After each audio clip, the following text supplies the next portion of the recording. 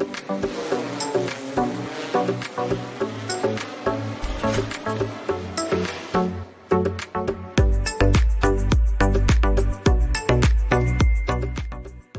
to the Standard of Truth podcast, where we discuss all things theological, cultural, political, social, and educational from a biblical perspective. I am your host, April Chapman. Listen, today's video, I'm not gonna lie.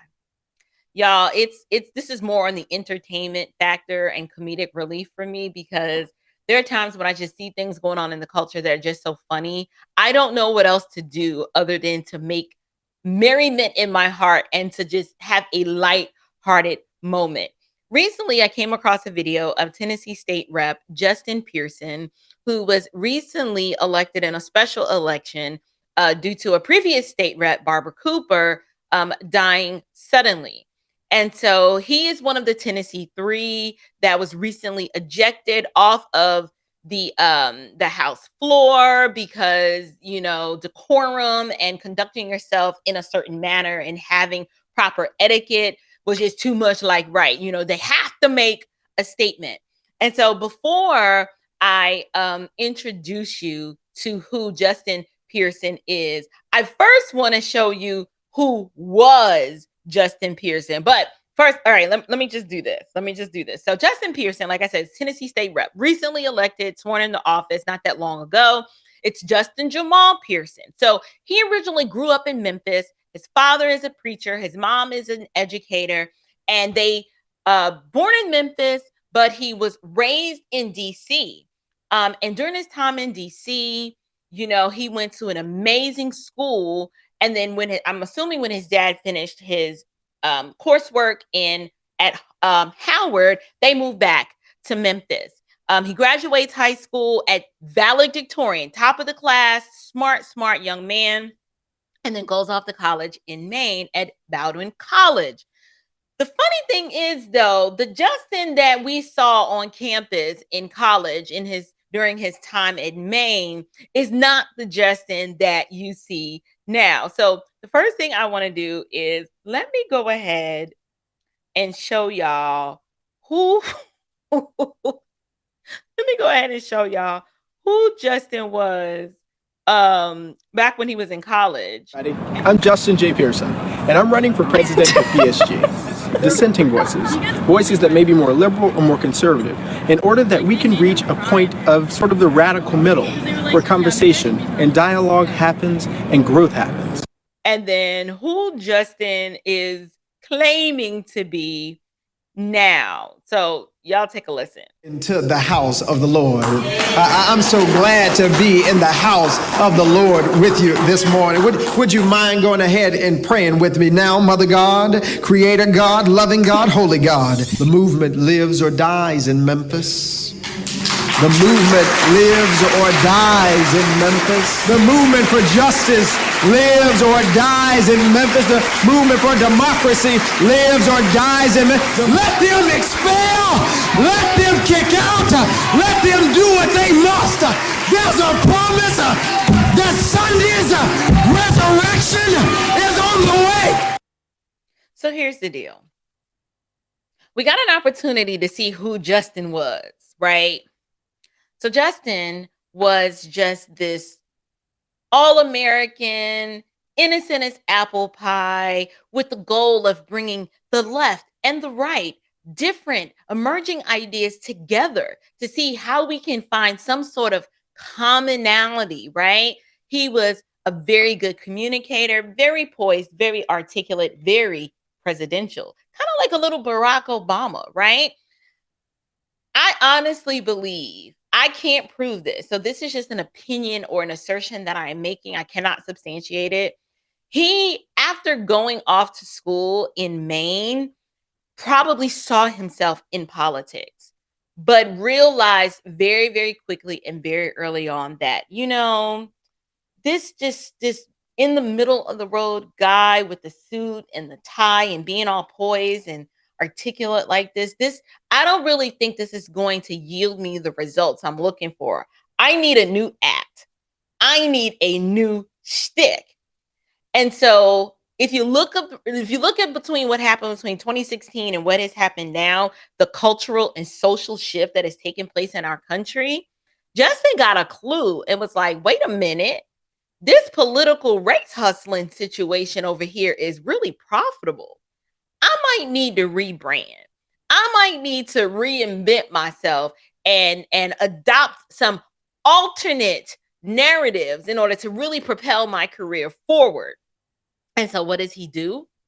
Just in true Afrostician form, the Afrostocracy, the preachers, the pundits, the politicians, the performers, and the professors, they are what I refer to as the Black elite, the ones that are controlling the narrative and are the loudest voices, and they have to stay on code. And you're not allowed to be an individual and to have new ideas, and you're unable to have convictions that are informed by objective truth.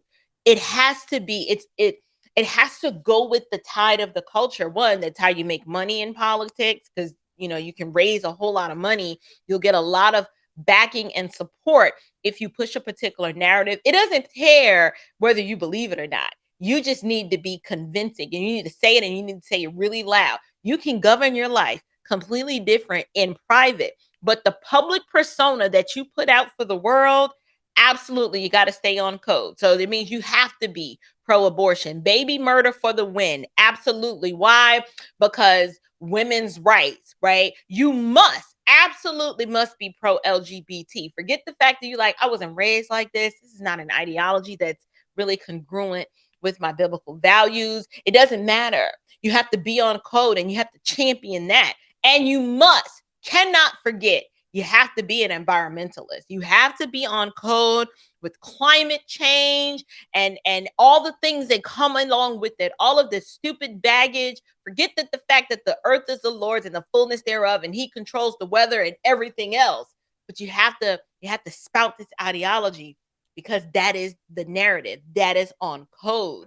And you absolutely must be an anti-racist. You cannot believe that all lives matter and that image bearers of God, regardless of the your ethnic makeup, is deserving of dignity, value, and respect. You cannot. You must check intersectional boxes. And if your level of victimhood is not as much as somebody else's level of victimhood, we must raise you up as the victim of the day. Everybody's running in the victim Olympics and trying to figure out who is going to win the trophy. This is what you must do in order to get ahead in this game of politics. It's all an act. None of these people, well, no, actually some of them really do believe this, but there are a lot of them that in private, they're completely different people. I'm Justin J. Pearson, and I'm running for president of PSG. Dissenting voices that may be more liberal or more conservative, in order that we can reach a point of sort of the radical middle, where conversation and dialogue happens and growth happens. So when he says, "Hi, I'm Justin Pearson," I'm like, is this Justin Pearson? Like, which Justin Pearson do you want us to believe? You want us to believe this one, the one, with the khaki pants and the blazer, which I absolutely love. I don't think there's anything wrong with it. Listen, I went to school with guys who wore this. Listen, I went to a literally white Episcopalian boarding school, right? Our brother school, St. Christopher's, everybody dressed like this. I liked it. Little girl from the Bronx, exposed to a little alternate culture. Nothing wrong with that. I like this. I don't think there's anything wrong with presenting yourself this way. If this is who you are, why can't you be a member of the Tennessee legislature just like this, with your khaki pants and your clean cut haircut and your blazer and your little red tie? Like, what's wrong? Well, I don't know if that's the color of the tie that he had on, but what's wrong with that? If that's who you are, if that's how you feel comfortable presenting yourself, then be that. But my question is, who's the dude with the afro and the facial hair, the dashiki and the like, who is that? Who is the one with the faux black preacher voice, with the mannerisms and the homiletic style to make it look like, I'm just here for the service and let us go into the house of the Lord. Amen. Because the man of God or the mother God, whichever God you desire to call him, I'll code switch and I will identify with that God, because yes, am I believable? Do I need hot sauce in my bag? Because I don't know. If that works, I'll do that too. And if I need to, I'll smoke a little weed. I'll smoke a little weed and I won't inhale, because Tupac, I listen to Tupac when I smoke, because bow, bow, wow, yippee yo, yippee yay, bow, wow, yippee yo, yippee yay. Listen, no one believes you. No one believes you. Gone are the days where people just presented themselves and expected people to accept them for who they are. Like, it was just like, you can be you. We're all different. It's all to the good. Yes, we have certain social norms and social standards, but you actually have to be a professional actor now. And people are actually using politics as a grift. People are using politics as a way to amass personal wealth for themselves at your expense. This is all the stage for them. They're all just stage actors putting on a performance. It's kind of like AOC does when she's on the floor of and she's slapping the book board and tell me ain't nothing wrong with that. Like, girl, you don't talk like that. You're from the Bronx. You ain't really from the Bronx. You're really from probably like Long Island somewhere. But listen, the afro, the dashiki, the change of the voice, it's all an act. There's no authenticity anymore. People have realized that Americans, we enjoy being lied to. We enjoy having people believe a persona that we construct and then we manufacture from the figments of our mind, because we're not sure of ourselves.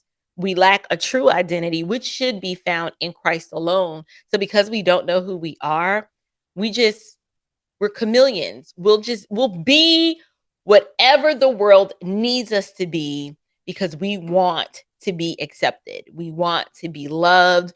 We want money and power and respect. And we'll go to seek it out and to achieve it in any way that we can, even if it means completely living a lie. So what do you guys think? Do you believe the Justin with the afro and the mustache and let us go into the house of the Lord one more time and let us pray, Mother God, Daddy God, Father God, Baby God? Like, is that the one that you believe? Or do you really think that Justin, the previous one from 2016, do you think that's the real him? The one who was raised to get good grades and graduated as valedictorian of his high school class and was active, in student government in college, and really wanted to bring the sides together, and liberal voices and conservative voices. Let's all just have a conversation. Do you think that's the real Justin? But wherever you land, y'all, this video really, it didn't have a point outside of the fact that I thought this was funny. I thought this was hilarious. And I love exposing the Afrostocracy. I love exposing it. And I'm going to continue to expose it because I think it's important. So let me know what you think, you guys. Y'all take care. Grace and peace.